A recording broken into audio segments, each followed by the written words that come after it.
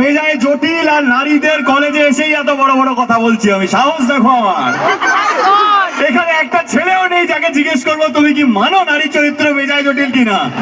একটু আগে এক জায়গায় গেছিলাম, কতজন ছেলে পেয়েছিলাম চিৎকার করে বলেছিল হ্যাঁ নারী চরিত্র বেজায় জটিল। এখানে আমি কাকে জিজ্ঞেস করবো? সব জটিল গুলোই এখানে শুধু আছে, সরল পুরুষরাই নেই এখানে। এরপরে আমি তো এখানে একা আসিনি, এখানে আমি আমার জীবনের সব থেকে বড় জটিল নারীকে নিয়ে এসেছি। তার নাম কি? নাম নেই, তোমরা বলেছো, আমি জানি না, কিন্তু আমি শুধু বলেছি আমার জীবনের সব থেকে জটিল নারীকে নিয়ে এসেছি। তার নাম কি জানো? আমি কিন্তু বলিনি, ঠিক আছে? তো ইয়েস, না না না, কি লাগছে গুরু ছবিটা দেখেছে? এই ছবিটা দেখি আমার ভুল হয়েছিল। এই ছবিটা দেখেই ফিদা হয়ে জীবনের সব থেকে বড় ভুল ডিসিশনটা নিয়েছিলাম। না কি তাই না? কে না বলছে? হ্যাঁ না না না, আচ্ছা এত পিড়ি, ঠিক আছে তো ডেকে দিচ্ছি the very gorgeous, very amazing, extremely talented, আর এইটা বলতে আমার এক ফোঁটাও কোনো দ্বিধা নেই, she is the future superstar, না না না, রঞ্জিতা সেন।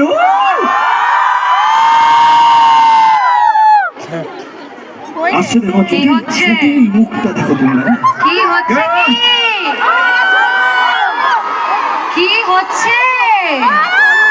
আমার মেয়েরা এখানে আছে, তোমার সাহস তো কম নয়, আগে স্টেজে উঠে পড়েছো আমাকে ছাড়া।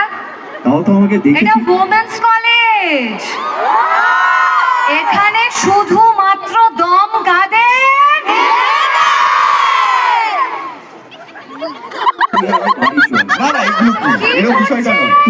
তুই বিশ্বাস কর, তুই না করলে তুই পেমেন্ট পাবি, তুই বাড়ি চল, তুই চলে যাবে, তুই পেমেন্ট আমি দেবো, এই লজ্জা আমি নিতে পারবো না। এক সেকেন্ড, আমার দাদাকে তুমি যখন তখন যা খুশি তাই বলতে পারো না, এটা প্লিজ। হ্যাঁ সিরিয়াসলি, এক্সকিউজ মি, এইবার তুমি দেখো বাবা, ওরা যখন বাড়িতে যাবে, ধরো একটা নারী বললেই, নারীর অপোজিটে কোন শব্দটা আসছে? বাবা একটু জোরে বলো, নারী বললেই কোন শব্দটা আসছে? কোনো শব্দই নেই, কোনো শব্দই নেই। আর আমার পাশে যিনি দাঁড়িয়ে আছেন তারকে দেখে কোন শব্দটা আসছে? কি বললো? Love you. না, কি একটা কাঁচা খিস্তি করলো আমি শুনি।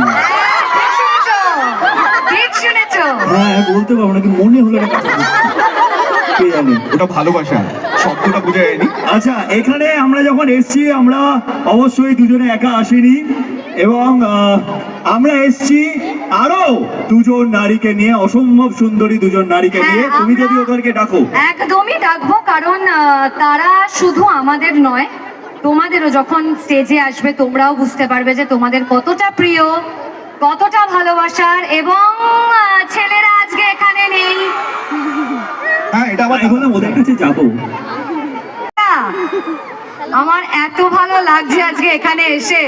অঙ্কুশ যে এত বছর বর্ধমানে থেকে কি করলো, সেই কলকাতাতে গিয়েই যাই হোক, এখানে এত মেয়েরা থাকতে যেতে মানে চোখটা তো কি নেওয়া হয়ে গেছিল নাকি?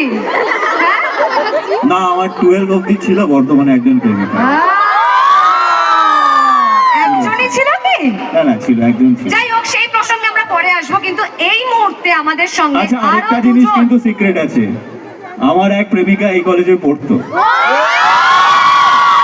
এটা কি নাম বলবো? আমি আরেকজনকেও আনছি, বর্ধমানের কুইন।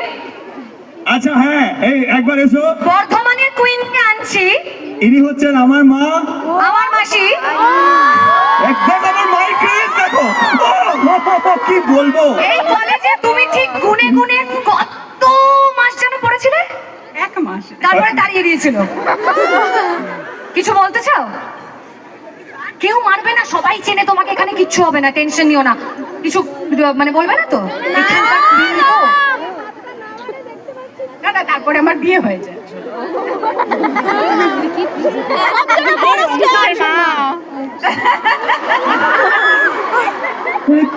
কলেজে 1 মাস পরে বিয়ে, তারপরেই আমি।